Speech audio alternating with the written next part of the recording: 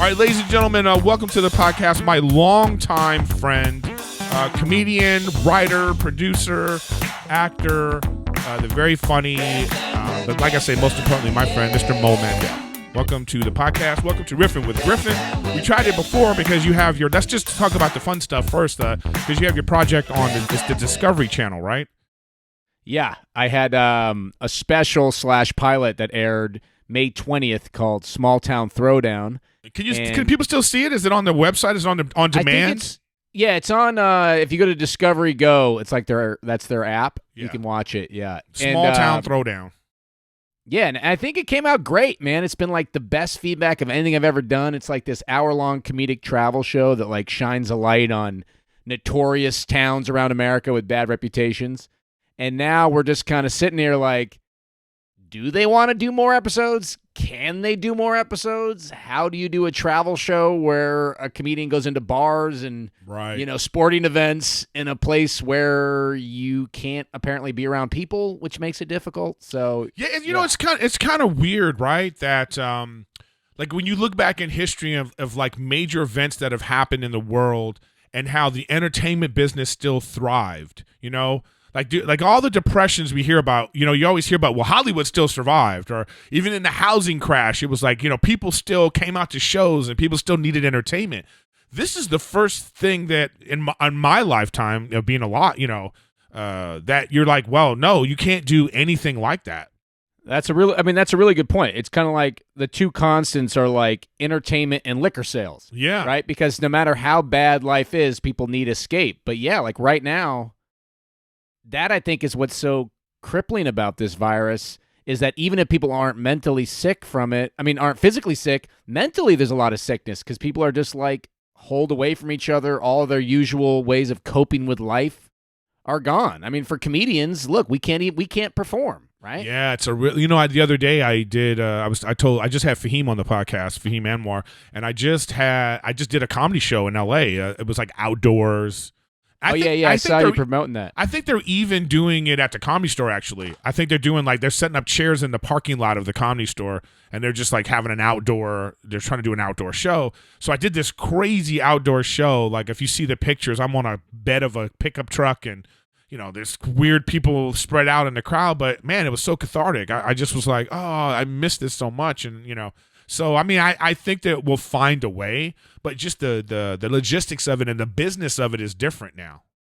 Yeah, and I mean, and we're just talking about for creators, but I mean, for like just the average person, right? You go to work, you're dealing with your kids, you're dealing with your wife or your husband or whatever, and then here comes Friday night, and just like the chance to be around strangers in a restaurant, like that is somehow cathartic. You know, it somehow makes you feel connected to humanity in a way that we don't have now. And unfortunately, instead of that, what we have is connection to social media, which is as toxic as it's ever been. Yeah, for sure. And it's sort of just like, it's a really weird, I was telling Ashley, my fiance today, like, I remember like the other significant moment in my life where something like this was like 9/11 and like, you know, all the terrorism fears and everything that America was going through, and how that really brought America together.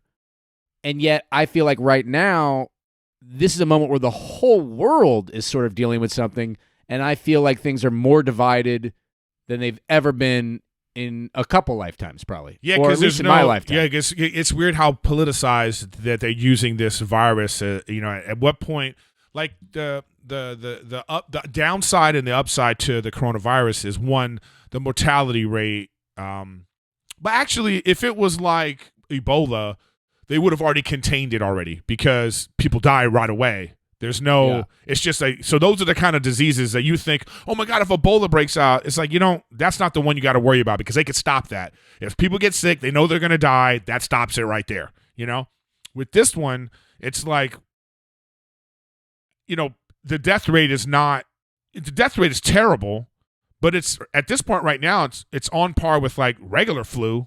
Well, it's so confusing, right? It's so state to state because I'm here in Portland and there is the rates are going up, but the hospitalization rates, as far as I can see, aren't all that crazy. But then my fiance is a doctor, and a friend of hers out in Florida who works at a hospital said, this is fucking bananas. Like literally the ICU is completely jammed. Everybody in here is COVID and it's craziness. where she works in hospitals in Portland, and that's not at all the case. But So go ahead. no, I was just gonna say, it's like you're saying, there's like a very strong realities, but different realities.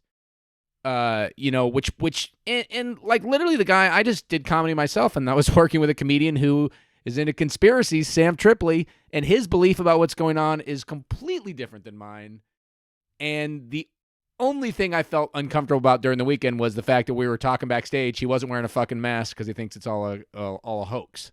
Right. And it's and those type of people are the people that like you go, okay, fine, and then those people get sick, and then all of a sudden it's not a hoax because I have numerous friends now that have come down with it and they've gotten really sick. They felt, but it's like they've gotten really sick where it's like, okay, it's a really bad cold, like it's the fever.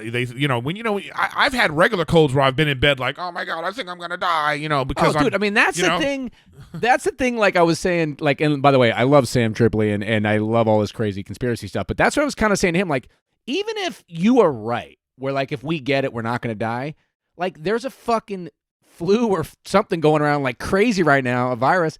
I don't want to get that shit. Like, It sucks to be sick, dude. It sucks. Well, and so then also if you have to worry that maybe you're going to give it to someone who's not as fortunate as you are to be young and, relatively young and healthy, that's scary too.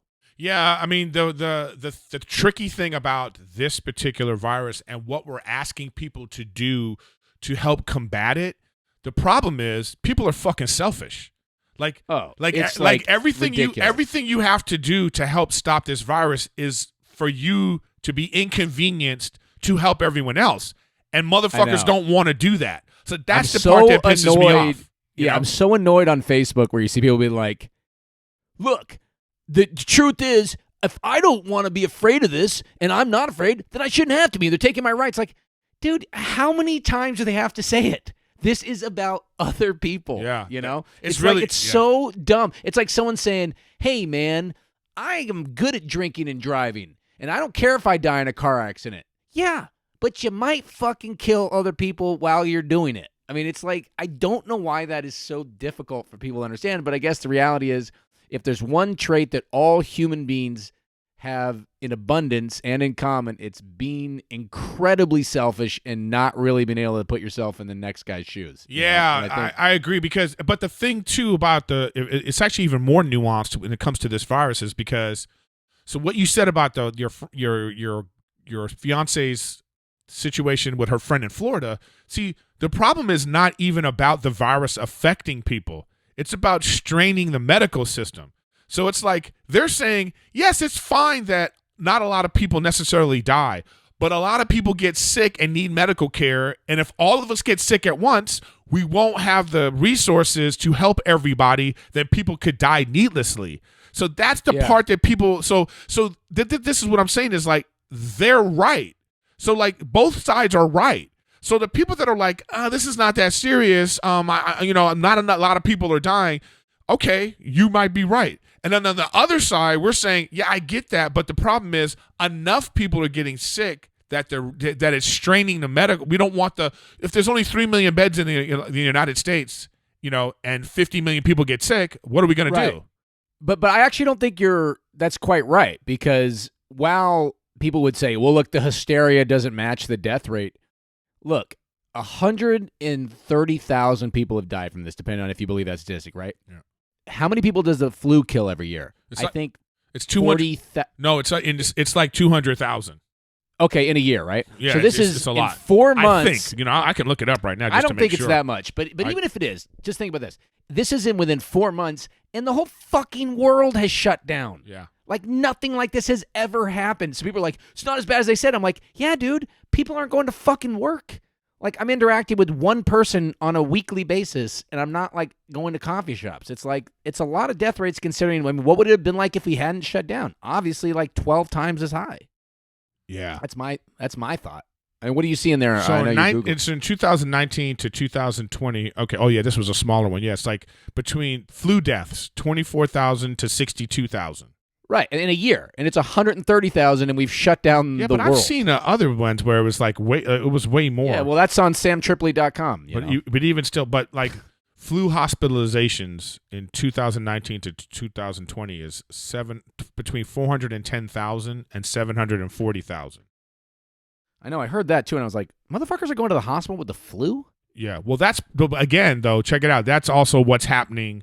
There's a little bit of see, what I'm saying is why everybody's right is there is a little bit of hysteria. You know, like if you have a sniffle, you think you're going to die of COVID and you're going to the hospital. No, I absolutely have played that game for sure. Yeah. So there is something there, you know? Yeah, I don't know. It's just like a depressing time to be alive. That's for sure. Yeah.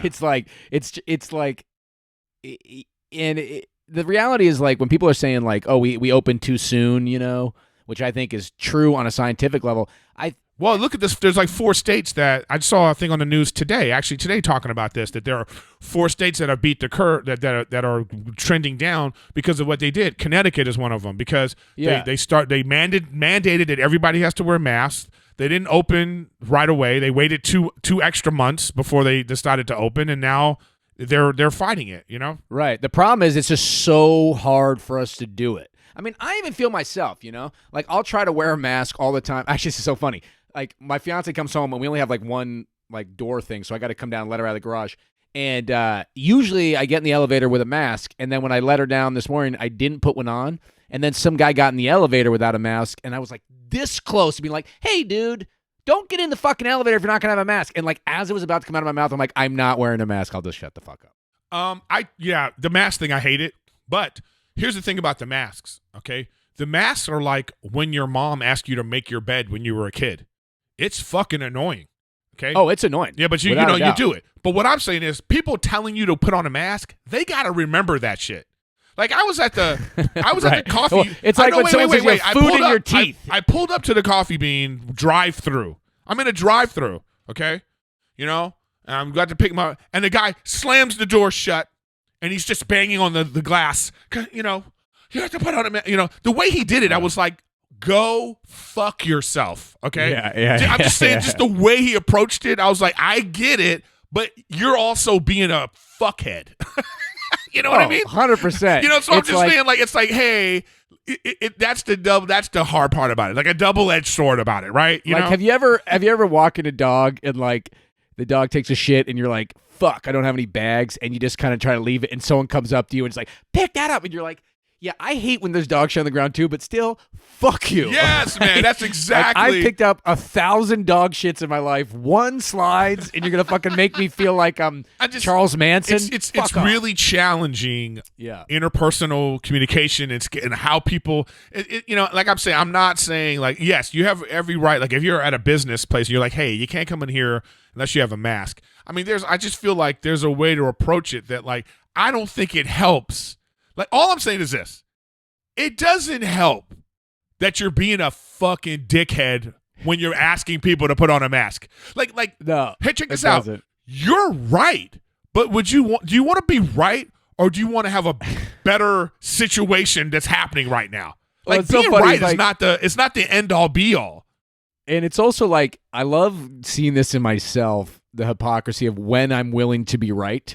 Like I was in the elevator with Ashley and like one time some guy came in the elevator and I was like, hey man, like this is early days of COVID when I was really, really trying to do everything. I was like, hey man, could you just wait for another elevator? You know, I was nice about it. I'm like, can you just wait? And he's like, okay. And he waited. She was like, wow, I've never seen you do that before. And then like a week later, like a girl tried again. I was like, hey, you know, if you don't mind. I was like, yeah, that's what I do. And then like 3 weeks later, like some enormous dude with tats came in and I was like, yeah. I'm just gonna hold my breath. You know what? I'm gonna get out. You come in. You know. Yeah, it's so weird. No, that would have even taken more balls. I didn't want to offend him. I was just like, and she was looking at me like, yeah. When are you gonna say something now? I mean, it's like, but that's what I'm saying. You know, but being that whole thing about being right is like I've learned that more about because as I get more serious in my relationship, you know. You know, and it's like you realize, oh yeah, you being right in a relationship is pointless. Like, you know, it doesn't mean anything. It literally means nothing. Like you have to. It's more about like, do you want to be right or do you want to have a good relationship? Yeah, I remember you saying that on the phone the other day when we were kind of mutually sort of going into our relationship stuff, and it's definitely true. I mean, it's God, you got to just like check that little fucking ego part of your brain that wants to prove yourself and feels like a victim if you're not being heard, and then you have to just be like, fuck it. You know, and this, I don't this really idea care. of this idea of fairness too is you have to get rid of that too. You got to get rid of the idea of fairness. Like it's like if I watch 10 of her idiotic shows, okay, like we're watching every housewife show. Just put a city. I'm fucking watching it, okay? But be honest with yourself. Are you enjoying them a little bit more than you thought you would? Oh yeah. Oh, wait. Yeah. But I'm enjoying them in a way where I'm like, I like to hate watch. I'm like, these bitches are awful. You know, I'm just like, whatever, whatever it is. But I'm saying it's like you know, this is what I mean about fairness. I can watch 10 of those shows, and I go, can we just watch one of my, you know, like. Wow, I am so luckily in the opposite. We have watched nothing but Van Damme movies and fucking sword fight movies. And the other day, she made me watch this British show, and I was like, oh, is this what it's like for you to watch my shit all the time? Because I am miserable. Yeah. There's a show called Poldark, and then I ended up fucking falling in love with it. We watched 6 seasons of it. Here's the thing, too, though. I blew just my mind. I let it go. I actually literally don't care anymore. I literally don't care. I just go, what are you watching? Okay, boom. And then, like, you know, she goes to work, and then I turn on my shows.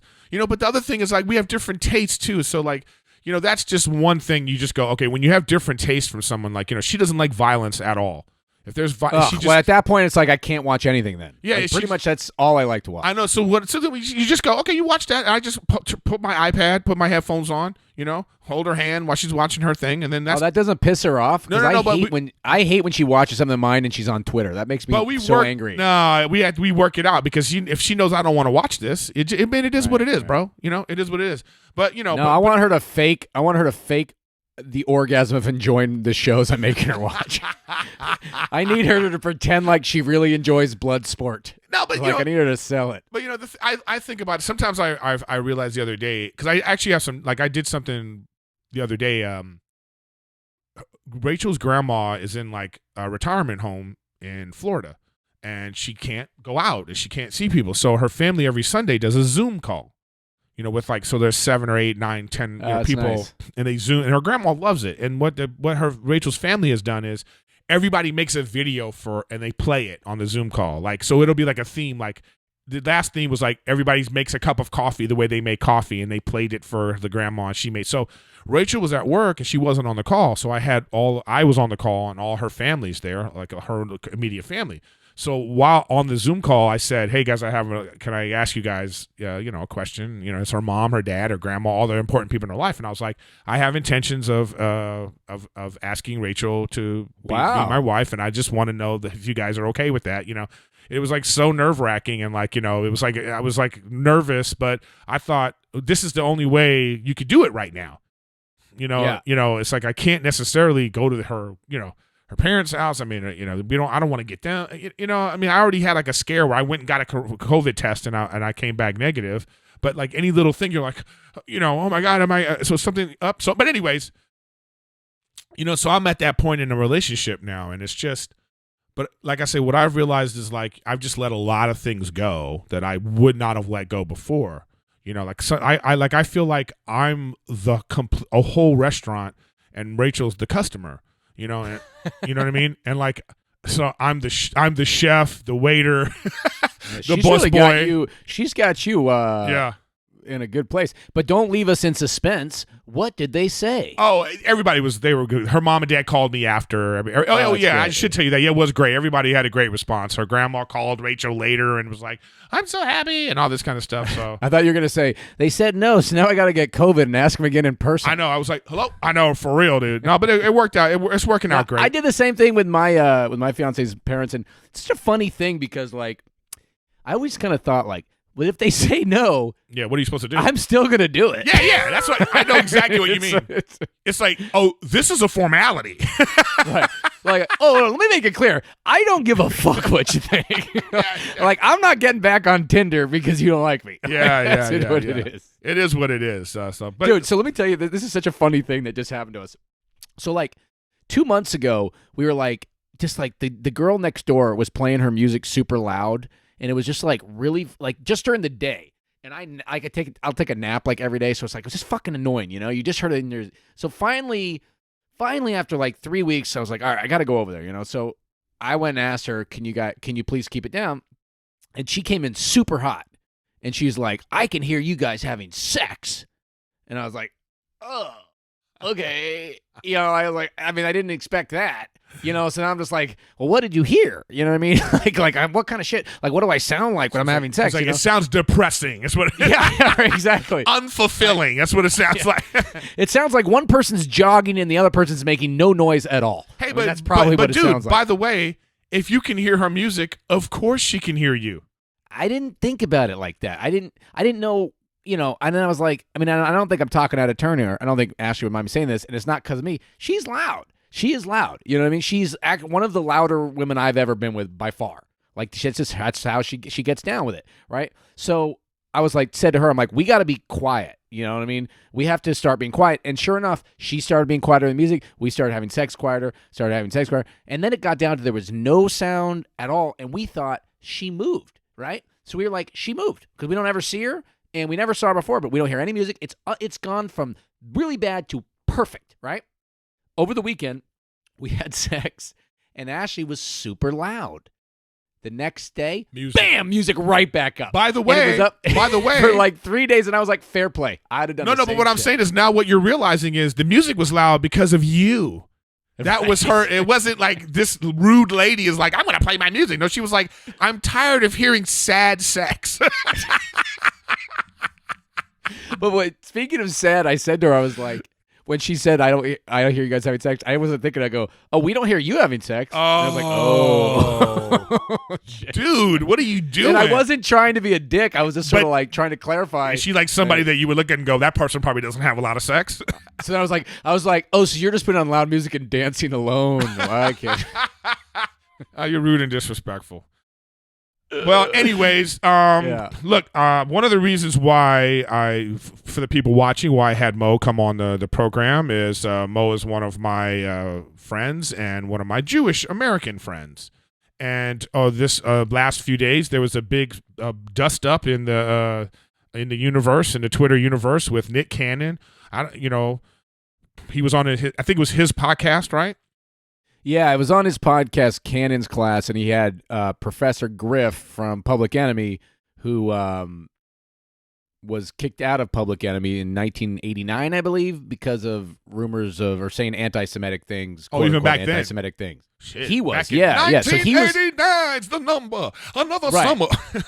I actually, because I listened to Nick Cannon, I listened to the whole podcast today, which was brutal, and I did not want to listen to it because.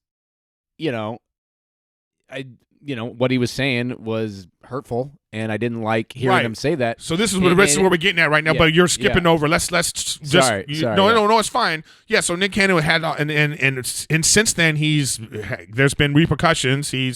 I think he was dropped from CBS. I think Viacom fired him. Yeah. Fired him, and he's getting a lot of flack on Twitter and all this kind of stuff. And I know just you hit me up because you were just like, I can't believe this, and especially on the heels of right now a lot of change is happening in the world. From the George Floyd incident, the murder of George Floyd, and then all the protests and everybody talking about Black Lives Matter.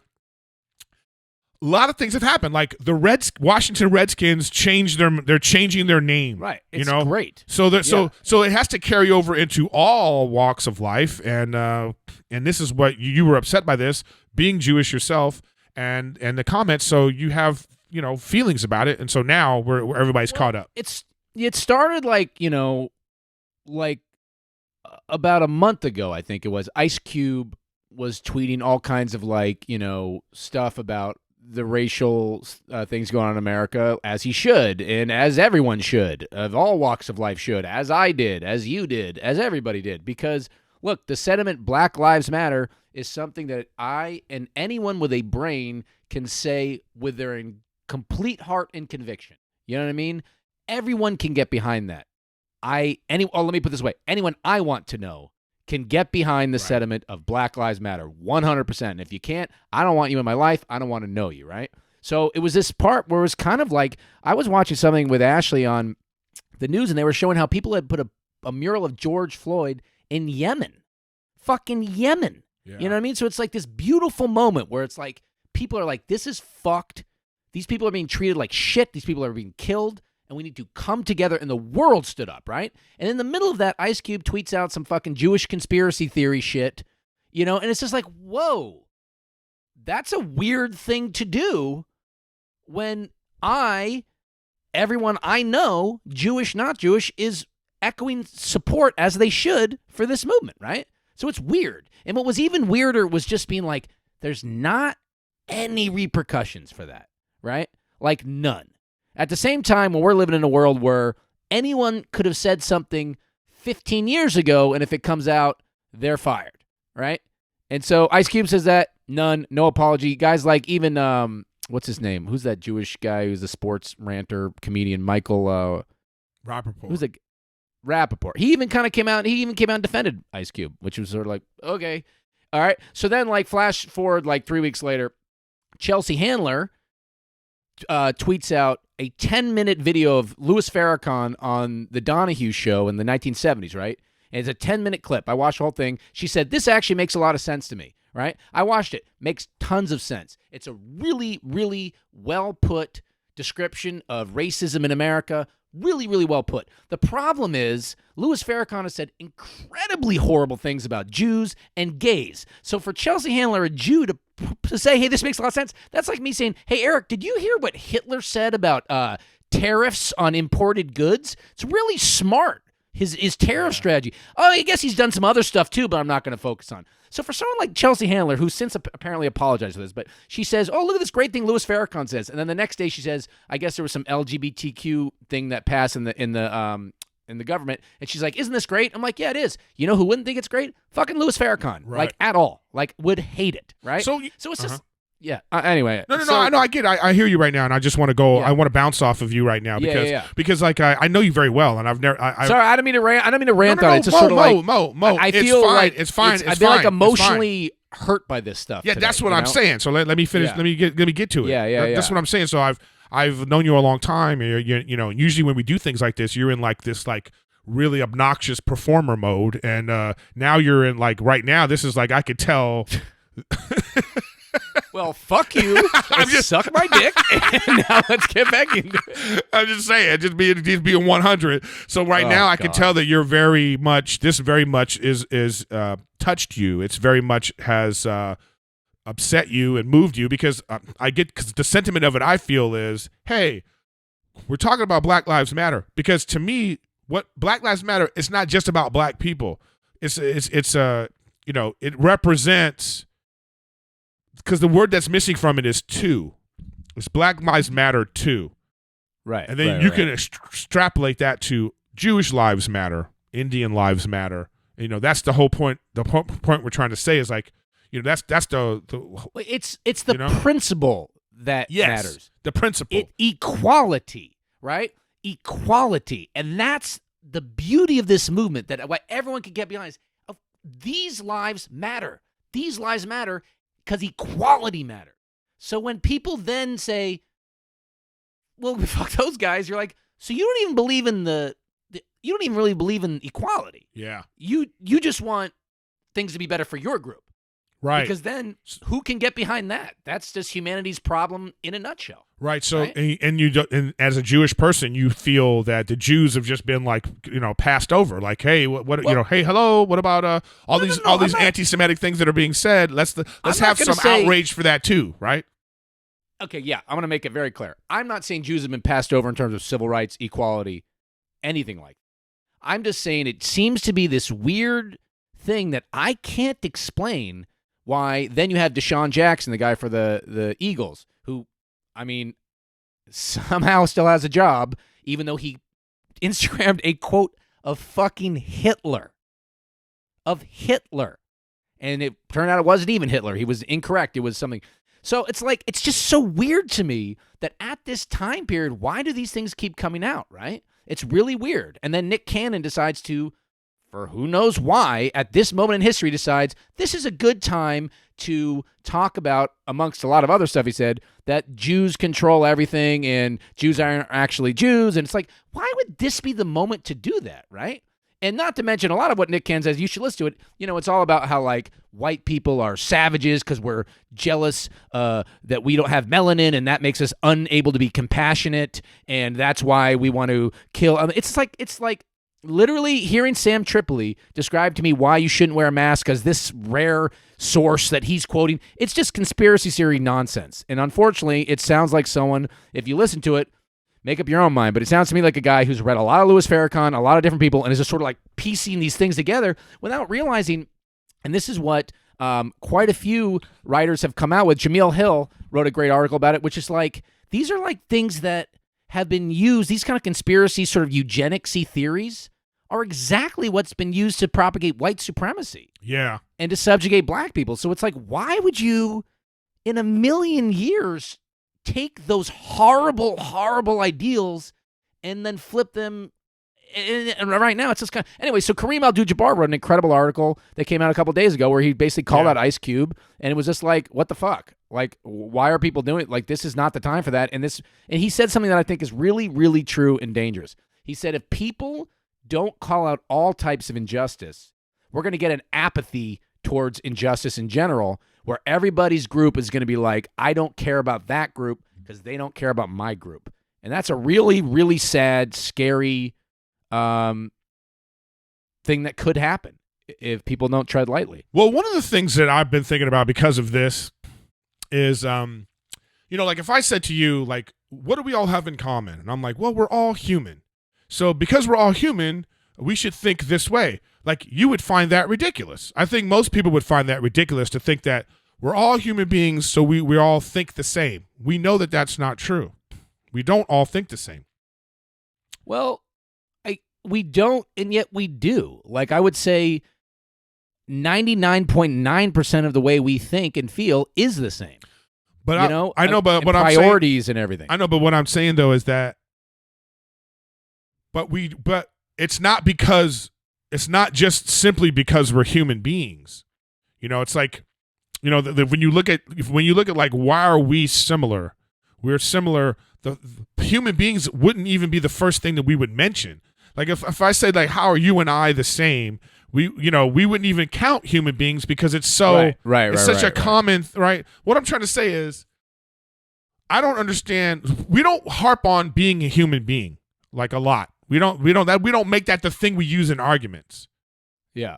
But the second and third thing that separates us are the things that we harp on the most. And to me, that's ridiculous because we're human beings. The next distinction we have is male or female, and then we have race. Yeah. If the first thing that we have in common isn't enough to say we're the same, why would the second two be enough for us to be like, oh, well, all males? It's like the Me Too movement when somebody's like, well, like toxic masculinity, as if all men feel the same way. And it's like, well, no, just like all human beings don't feel the same way. Just because we're human, all males don't feel the same way. All Jewish males don't feel the same way. All Jewish males over 5 foot. I mean, when you start to really go through the things that make us different, it's crazy that we lump people in groups. That's the part I'm trying to get at. Like lumping everybody in a group that is so broad. Right. And the way that Nick Cannon, he was saying this stuff where, and he's alluding to these long-term, conspiracies that Jews control everything, right? But what I don't ever understand as a Jew, which I've never understood, is people say Jews control the world, right? And you say, well, what does that mean? And they bring up these things that, to be honest with you, I haven't researched. I don't know the names Rothschild outside of conspiracy theorists. I don't really know what that means. But let's just even go a million. Let's just give Nick Cannon the ultimate hypothetical that, and this is completely hypothetical because I know nothing about this, and as far as I know, this is not true. But like some Jews control some businesses in the world, big ones, right? Uh-huh. Look, give him that, right? How come he doesn't say, oh, well, the world's controlled by the Rothschilds and those guys, right? Why does he say the Jews? Right, that's what I'm saying. I never heard anyone say Catholics molest kids. I've never heard that. You know what I've heard? Fucking those Catholic priests, those guys and that guy, and then another one over there molest kids. No one's ever like, Catholics are molesting the kids. You know what I mean? It's fucking weird. I don't know why it gets turned on Jew, like this overall Jewish thing that is just like, if you're a Jew like me who's like, I've been around plenty of Jewish people, plenty of non-Jewish. I've never heard one person describe one thing, conspiracy, webby, fucking ever, right? It's just like, it's so dangerous because most people haven't been around a lot of different, like Jews are a small percentage of the population. A lot of people haven't met a lot of Jews. So if all they're hearing is celebrities saying these fucking crazy conspiracy theories, guess what they're going to think? I mean, it's just like, it's not rocket science. Well, see, that's exactly what I'm saying. Like, that's exactly my point. It's like we like to put people that they have a certain thing in common, and all of a sudden, everybody we make it everybody. Like you said, like, you know, we don't say all Catholics, you know, but that's what we do with everything. If something happens, we go, well, you know, women. We go, oh, well, men. You know, Right. and then we're attacking these groups right now. All the time. It's like it's like when they were saying, oh, black people are lazy, black people this, black people that. It's all these things that they have, and it's like it actually boils down to like, it actually like, you know, economics and sociology and stuff have more to do with why people think and do the things they do, other than just the basics of I'm a man, I'm this race, you know what I mean? And I'm if we this even look at it in terms of, you know, we should look at that kind of intellectualization that Nick Cannon and people of that ilk, of that way of thinking, describe it. And by that ilk, I mean people on all races, you know, everybody who groups people like that, right? Yeah. Let's just look at it in the joke writing situation. If I hear you go up on stage and tell a joke about this one time that you dealt with this specific ex-girlfriend and then she did this weird, like, specific thing, right? That joke's going to be very interesting. If I hear you go up there and say, women are like this, you know what that strikes me as? Lazy and fucking kind of like hacky, right? It's the same way when you talk about these groups and stuff. It's hacky, it's lazy, and it's incorrect, you know? And in this day and age, it's actually just dangerous, you know? It's actually just dangerous. And I really, I feel like that, I feel that you're more upset about it because you're sitting here as a logical human being, as a caring human being, and going like, hey, the Black Lives Matter has moved me. I've like you said, I've put up posts. I'm someone that agrees with this. And then for people who are very vocal and loudmouth to just say whatever they want willy-nilly about Jews, it's like, I don't think they understand the point of their own, Right. They don't even understand the point and how it actually has an effect. I mean, that Right. like look how it struck you, it struck a chord with you because of everything that is going on. You know, like normally you might have been like, oh, here's some more Of dumb course, it's Jew like theories, everything. you know, but now you're like, Right, hey, wait a minute, guys, how can you say this right now? Well, you know what it is for me, and I don't mean to come across like, hey, I put up a post about Black Lives Matter. I, you know, support Black Lives Matter. You have to support, you know what I mean? I'm not trying to say there's a No, quid pro and quo to this. I'm not. This is more like a matter of, oh, I thought this was about equality and Right, togetherness. exactly. And also it's like it's like a disappointment actually, because I'm just flat out confused. I see people on my timeline, right? And they are so vocal about Black Lives Matter, and they're so vocal about it, as they should be, as they 100% should be. And yet I see they don't fucking say shit about these things, you know? They don't. Or even worse, they say, oh, looks like they took Nick Cannon down. Guess because he said they have the power. Now they fired him. It's like, Jesus, dude. Like, how am I supposed? It's like, this is what Kareem, Kareem's article, he quoted a writer, I believe her name is Roxanne Gay, and she said, she had tweeted Ice Cube, if you say these things, then it's impossible to take anything you say about social justice seriously. And that's the reality, Right. you know? It once people don't, like, we don't want to get this country any more than it already is into a quid pro quo thing, right? Where Democrats are like, hey, black people, we do stuff for you, so you have to support us. And Republicans are like, no, black people, we do stuff for you. You have to But support us. That's what they do. Of course. It's fucking gross. That's It's exactly what they do. Yeah, and it's incredibly gross, you know? And it's just like, it's also just weird for me, you know, because as a human being, I come from such an untraditional place. Like, I grew up in a fucking dirt road in the middle of the country. There were no Jews around. You know what I mean? So I feel like I have like a unique position to kind of feel like I'm sort of, you know, I'm able to see things in a very, you know, different kind of way because I didn't grow up like around one type of people, you know?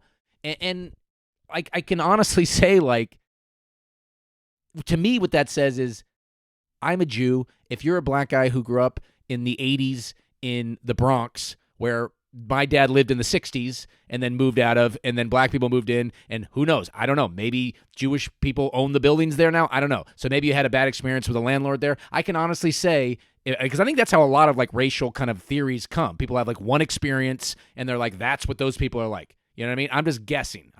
Where does a guy like Professor Griff hate Jews, right? Or if he does, which he claims he doesn't, although there's a track record there. I haven't looked into it because I can't fucking deal with all this shit. But I could say, hey, I'm Jewish too, and so is that guy, and we're not the same guy as that guy, and that guy's not the same guy as that guy. That's my point. You're not the same as that guy in Chicago who shot that guy, and I would never want to fucking think you were. And God forbid people in this world start thinking that everybody is the worst person in a particular group of people. That's a stupid way to look at everybody, and a really depressing way to go through life. Yes, I totally agree with you, man. That's exactly my point I was trying to make, is that we are way more different than we really think.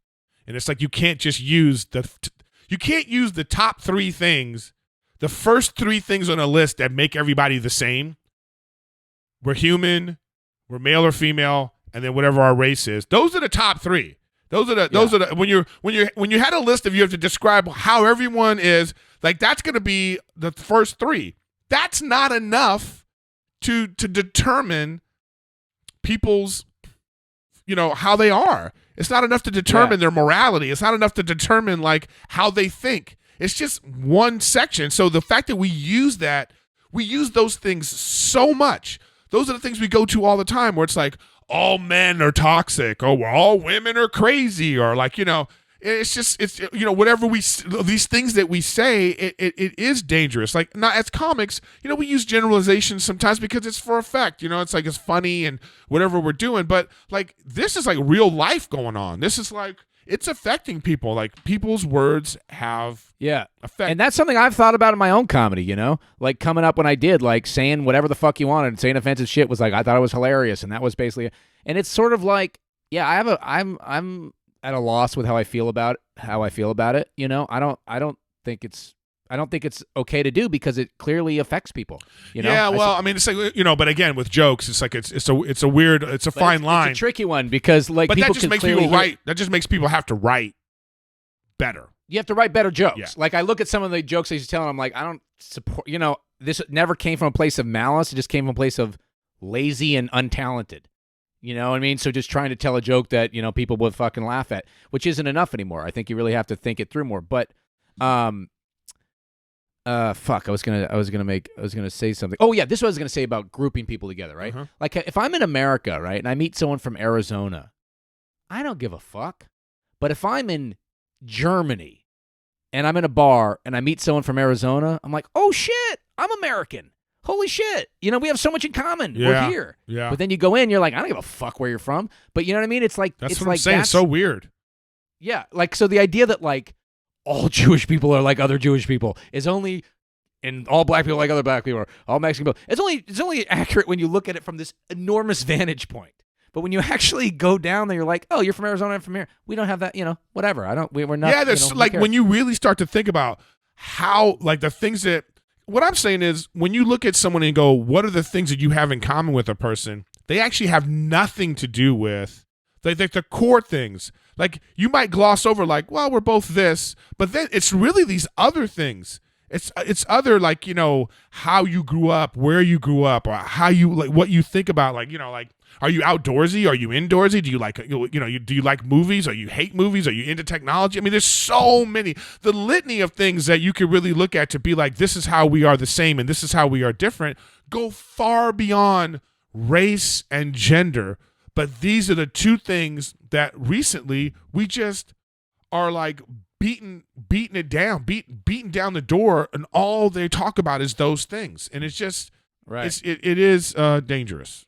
And here's where I was really like kind of depressed on it, because like, I'm definitely speaking from my perspective, and I obviously, people are going to have their thoughts. Well, this is my perspective, but what was very clear to me is everyone's kind of feeling the same basic hopeless emotion. Because I was looking at, the fact that Ice Cube, now what he said in response to Kareem Abdul-Jabbar was obviously somebody, he tweeted, paid him like 30 silver coins to say this. It's like, I mean, that's just offensive to Kareem Abdul-Jabbar as a human being, that he's going to write something he doesn't believe because of money. I mean, I think the guy's fine. But I was just sort of like looking at the reactions, and I was like, man, there's so much fucking, like, people being like, look, Nick Cannon said white people are vicious and savage, and then they'll post a picture of, like, you know, some horrible picture from slavery as if that proves, like, look, they are vicious and savage. It's like, well, I could post a picture of the Rwandan genocide if I wanted, if you wanted to play this idiotic game. But it just made me like be like, people are playing this incredibly, I mean, look, slavery is as savage and horrible as anything. But there's a lot of things that are savage and horrible that all walks of people have done. So if you're going to,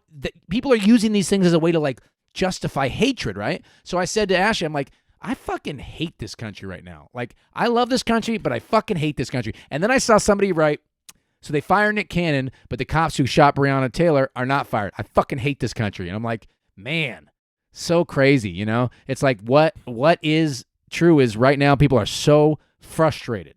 And you hate this country until you go to. I love this country. But I'm saying until you go to France and they're killing bus drivers because the guy asked you to put a mask on.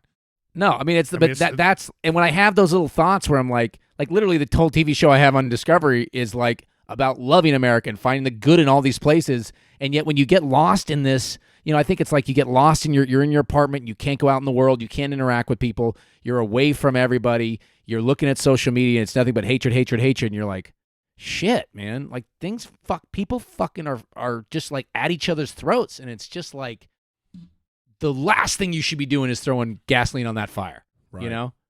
And that's kind of the whole point. Especially yes, I agree. I understand. I could feel your passion about it, and it's just I totally get that. I mean, it's just especially at a time when this is supposed to be about equality and justice for all, because that's what the movement is supposed to be about. And then for people that have been so vocal about this movement, for them to just casually, talk about Jews in that way, Jewish people in that way, it becomes like, hey, like, do you understand the point of what you've been saying? Right. What I wanted to say to when I was joking around with Ashley is because one of the things that Nick Cannon and Griff were saying was like, Jews stole being Jews from black people. Black people were the original Jews, and Jews stole that from them, right? Now, this is a whole nother thing that I'm not educated on and I can't speak to. But what I wanted to say is, well, how about you thank them for the 6 million people who took one for the team then? Because that is a fucking absurd thing to talk about. That's like excusing. They were saying you can't be anti-Semitic if you are black and Semitic. It's like, okay, but in terms of what the context of what that has meant for 2,000 years, you can be. You know what I mean? That's not really like you're just putting words on things now. And what does that have to do with what's happening now? What does that have to do with anything? Yeah, it's like we're so like the United States isn't even 500 years old. Right? Right. What are we like?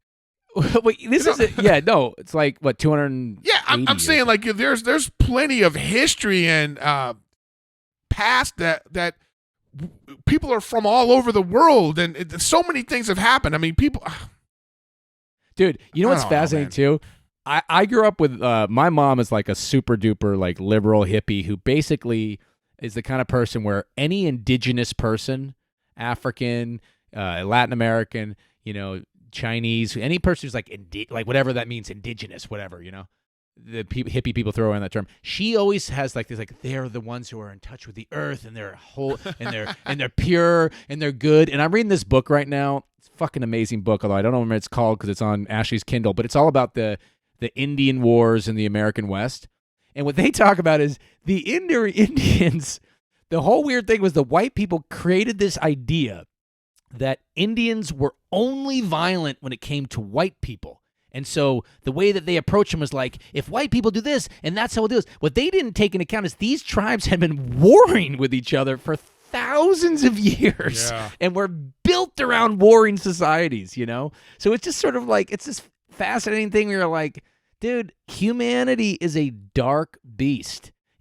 Our worst impulses to divide ourselves up. It wasn't like Texas versus the Indians. It was like those Indians were fighting each other the whole time, Like that's this sort of need to section ourselves off and only this. I mean, it's like this really tragic flaw in the human species, and in mammals. Actually, I should say in all mammals. That would probably be the first.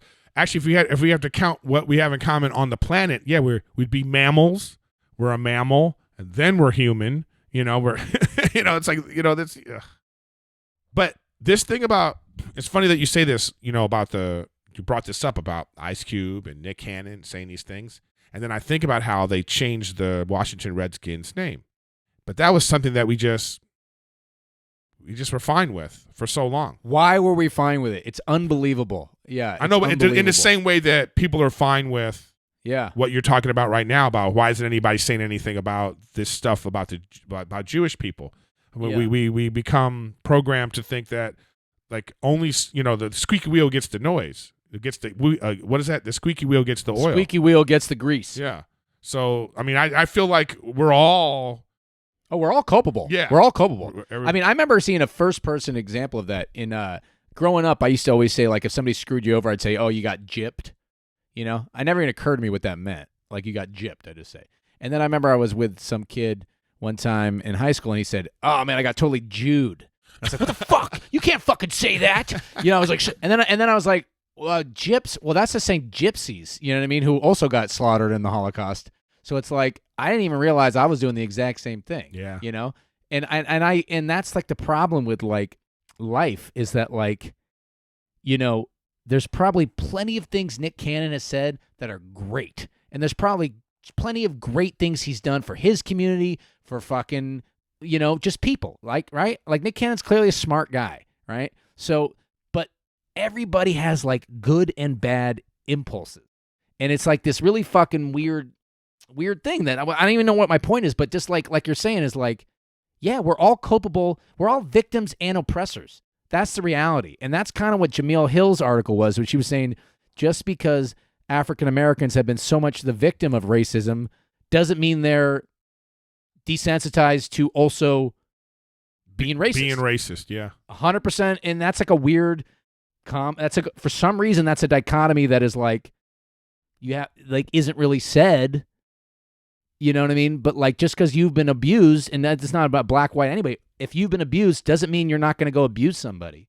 Like, it's just a sad reality. Human beings aren't able to like I said in the beginning, put themselves in other people's shoes, even if they've been in those shoes. Yeah. It's pretty weird. Well, I always like to ask people the question, like, if somebody did a really good thing or a really bad, so if somebody did something bad, does that mean they're a bad person?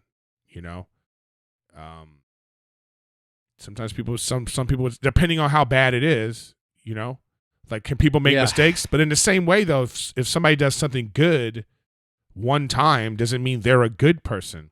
No, it's like we're case by case. We're living in the moment. Each moment you have to keep proving yourself, because one act can take it all away. And the sad thing is, one act that was 12 years ago can take it all away. Yeah.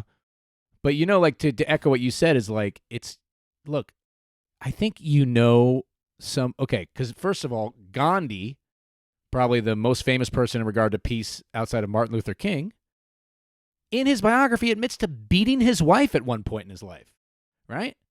Crazy, right? And that is a fact. That's something right? So I think there's a complexity to humanity, and so anytime someone says white people are superior, black people are superior, Jews are conspiracy, anytime anyone says something cut and dry, gay people are going to hell, straight people are not, it's bullshit. Yeah. Because life is not simple. And so when you hear people expound like all black men are gods, all white men are afraid of the sun, and that's like this, because this is what Nick Cannon was saying. Anytime people say these big things, all Jews are the chosen people, it's all bullshit, right? Because that's not actually how anything works. Yeah. And that should be your first red flag that things are fucking full of shit. Yeah, dude. And Gandhi was probably trying to rest, be at peace, and his wife was probably in his ear. A lot of people don't know. Was that rice burned? You know what I mean? Gandhi's wife was just in his ear. Yeah. Hey, wait, it's still a comedy podcast. Can we do a bad joke every now and then? Yeah, I'm sure I'm going to get a lot of comedy fans off this podcast. No, it's just not about that, man. I listen. I understand you. I felt that you needed a need to like come and talk about this subject, because it is important right now to like really look at this in a nuanced way of like, hey, what is social justice and what is equality and how should that look? And it doesn't look like the words Nick Cannon was saying. It doesn't look like the words Ice Cube was saying. That doesn't look like equality. And it's like, how are we really going to get past this? How are we really going to be better unless we're doing it for all people? And if I could just end on one thing I would say, because one thing I'm noticing when I look at just Twitter timelines and all that shit is that, like, it seems like there's a lot of different education about, let's just keep it on the subject of Jews, right, between the different races right now. Mm-hmm. So I would just say to anybody who has these ideas, really try to educate yourself on a broader spectrum of who Jews are. Because I remember I didn't grow up around black people at all. I grew up in a town that was probably 65% Hispanic and then 3 Jews and then the rest white people, right, out in the country. And I remember we went on a trip one time to San Francisco and went to the museum, and our docent was like this black guy, and I remember us, like, all the kids were like, "Are you a basketball player? You look like a basketball player." And he had a good attitude about it. He goes, "No, you kids just don't know who black people are." You know what I mean? It was funny. It was like, yeah, it's true. As you grow up, you're like, okay, we were in 6th grade. I would just say that, like, if you have an idea of what, like, Jews are or this and that, like, just be aware. Reach out to some like, Jews. Like, be aware that, like, I grew up, like, the only black people I knew were fucking rappers and actors and athletes, because that's where I grew up. You know what I mean? Like, you probably don't really know, right? So actually get to know people. And I know it's such a stupid cheese dick thing to say, but it's like, no, it's not. You will never be disappointed. The more you get to know people on a human level, I don't care who they are, you will never be disappointed, because you will find that you have, as much as we're saying we're different, we have so much in common, Yeah. And this is hilarious, and I'm really glad I was able to work that bit out. No, I agree with you, man. I agree with you 100%. What I'm just saying is, like, we shouldn't just use the point I was just trying to make earlier is that we can't just use the first 3 things as a way of being like grouping us all together, because we're so much more than that, Right. And on that list of things that we're so much more, you're going to find out that other people have those things on their list too, not just one group. Like, if I had 100 things on a list that make people the same, and you took off human, race, and gender, there'd still be 97 other things on the list that make us the same. So let's not just harp on that one. And then you wouldn't take, like, like people from California, are all people from California, are they all the same? No. It's like, it's a ridiculous thing to say. It's such a broad thing. And so I think that being Jewish is such a broad thing for you to be like, well, all Jews are the same. I mean, it's ridiculous. All black people aren't the same. If you find yourself thinking those thoughts or perpetuating any thought like that about any group based on what you've read or heard, or because you like this guy or this speaker, just be aware that probably you're wrong. That things aren't that simple. It's, to me, like, did you live in the dorms in college? You go to college? Yeah. Do you remember when the question they asked you in the dorms, what kind of music do you like, was the main question? You're like, that's not going to determine if I fucking hate my roommate. Like, right. That's the fucking stupidest question ever. How about, like, do they have to sleep with fucking weird white noise like my roommate? You know what I mean? Like, yeah. My roommate was such a lunatic. He had to put on loud white noise, and he put, I swear to God, a box over his head, a cardboard box that he had fashioned to keep out all the light. And, I don't give a fuck what someone's music choice is if they're doing weird shit like that. You know what I mean? It's the same thing, like, where we decide if that guy, again, though, and if he was a Jew, I would have loved him. No, but I'm saying, that's my point. Is like, what if that guy was Jewish? Like, then does it mean I would have hated him just as much? That's what I'm saying. It's like there's other things. That's my point. There's other reasons to that. Well, that's my point I'm trying to make, is there are so many other reasons to dislike people. The people are disagreeable, and it's not because of their race, gender, or sexual orientation, or you know what I mean. It's not. Those aren't. That's the what things. I like about the Comedy Store. Like, I feel like friendly with everybody there on the same level, and I feel like the status is purely who's funnier.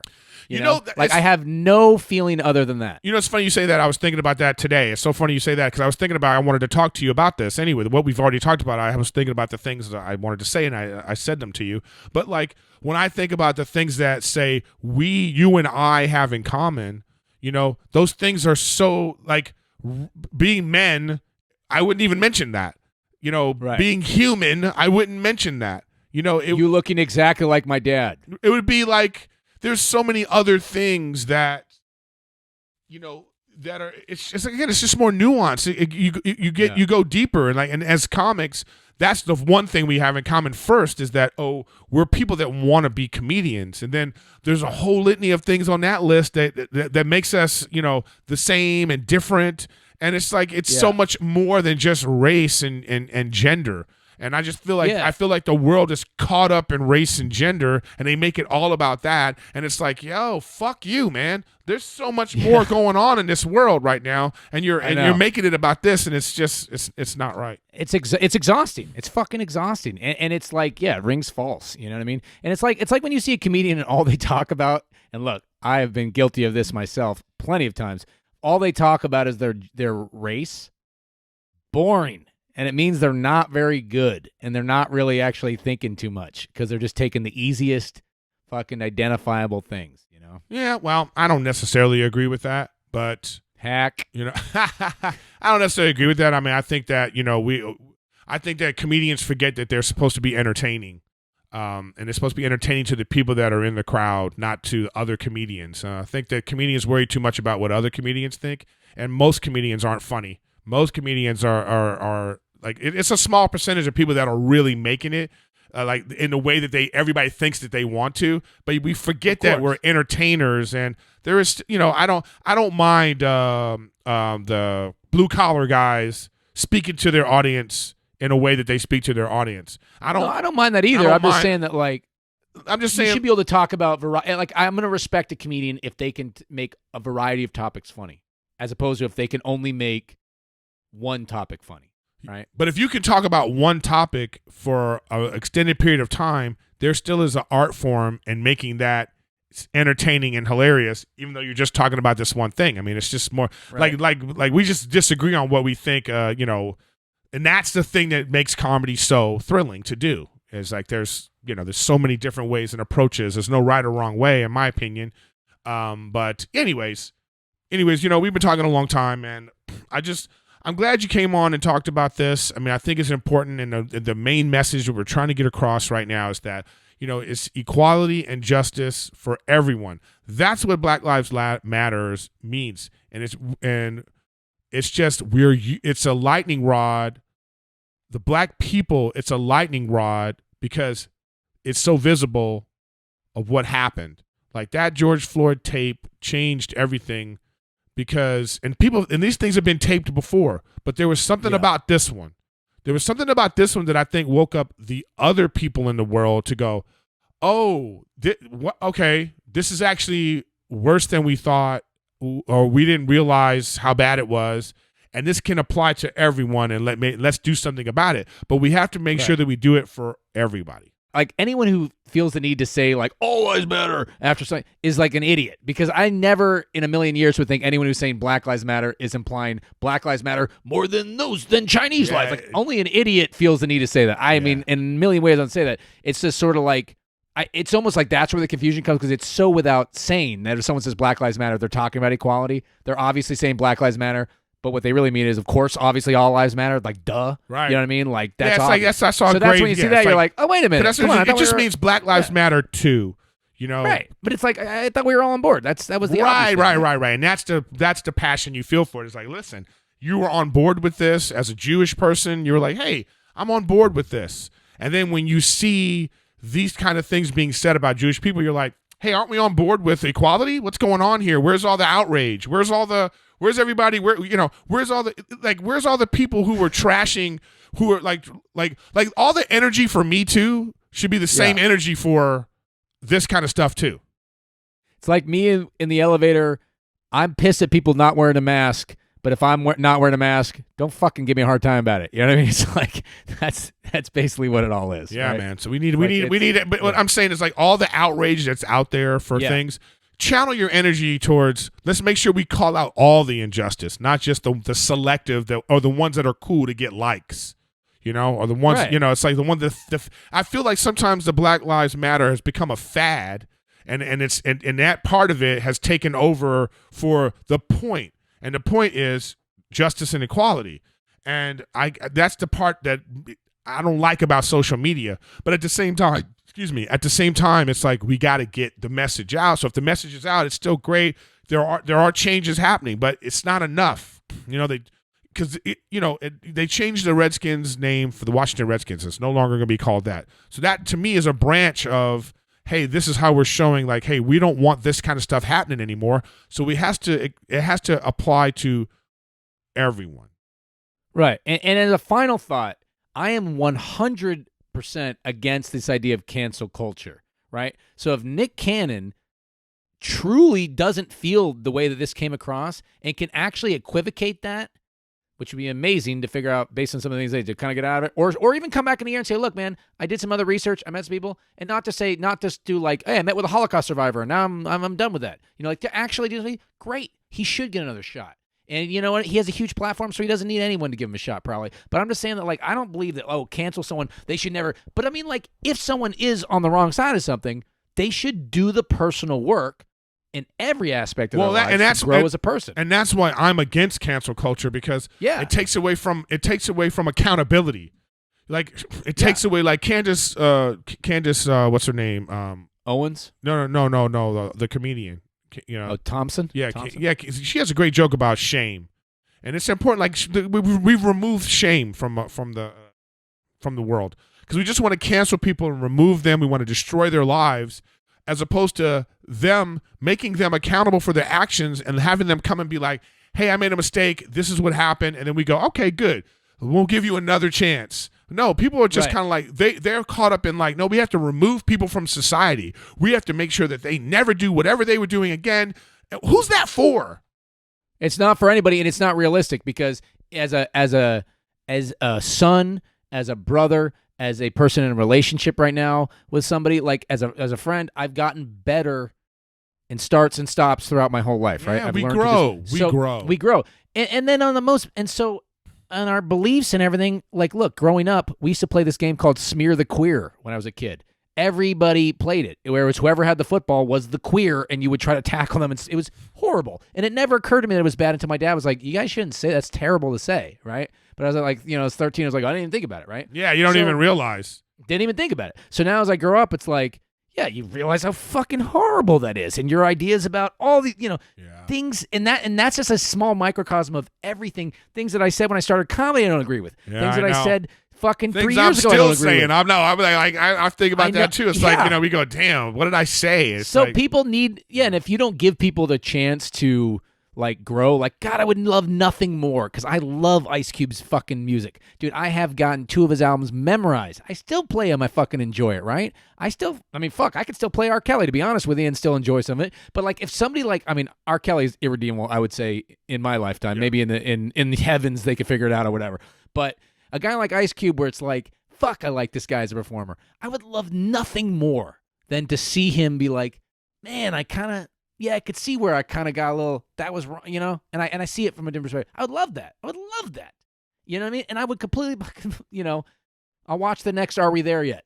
But it's just like, yeah, it's that kind of like, if people are given the chance to grow and change, and I think Kevin Hart said it the best, like when he was kind of going through and all that shit, then people will take all this stuff seriously and not just be like, oh, here the mob goes again, cancel him. No, it's more serious than just cancel him. Right? Yeah. It's more like, hey, this sentiment is incorrect, and you need to work on that, and we'll let you do that as long as you're willing to work on it. Well said, brother. Well said. Let's talk about it for another 40 minutes. No, that's great, man. I appreciate you coming on. It's these weird times. I mean, sometimes if I'm being just 100% honest, sometimes I just, like, I go, what is the point of doing this podcast anymore? Like, I feel like that sometimes, but I guess I feel like that about a lot of things that I'm doing, where you just go, the world just, like, it didn't even give us a chance. There was no landing gear. There was no announcement. Like, it just was like everything stopped. And then, like, we got a little bit of hope. And then they go, look at the numbers. We have to shut it down again. So then you're just kind of like, where are we and where are we going? So I appreciate when someone like yourself comes on. I get reinvigorated for it. And here we are. I'm still trying to put out content. And like I say, make sure you guys go to Discovery Go and watch, what's it called? Small Town Throwdown. Small Town Throwdown. Because, if you watch it and put some comments, tweet at Discovery, you're going to like it. It's unfortunate for Mo that we're in the middle of this pandemic because he can't go to small towns and do small town stuff because you can't be around people. I can't even throw down. He can't even throw down. So, yeah, so this has been Well, I appreciate you having me on, man. I you're a friend that I always enjoy getting to talk to, and I've known you since I moved to LA. I know, actually forever. The first time we met was in New York for our half hour. We did our half hours at the same time. No, live at Gotham. Live at Gotham. That's what it was. Live at Gotham. Yeah. Wow. And it's weird, man. It's like fuck guys like you and Theo and stuff. Like I've known you guys for fucking ever. Yeah, that was 2008. Yeah, I mean that's crazy. So, but anyways, I remember you had to sign up for SAG, and then like you ended up not getting any money from your check because you had to put all the money into your check, wasn't it? I mean, yeah, it's crazy. Yeah, it's like what I hate even now. You get a job. Let's say you get like a $300 job, and then they go, "Oh, you got to pay your dues," and the dues are like $4,000. You go, "What? I'm losing money doing this job." And I don't care how good your agents or managers are. Anytime you see their fee, you're like, "What the fuck are they getting that for?" You know what? That'll be part 2 when I have Mo on again. But everybody, this has been Mo Mandel, and this is Riffin with Griffin. So make sure you subscribe, share, and if you want to watch me game, I'm on Erik Griffin Gaming on Twitch daily. You can find Mo down below. All his information will be below. You can find him on Twitter and Instagram and wherever else he is. And I appreciate you coming on, and thanks again. Yeah, man. Thank you.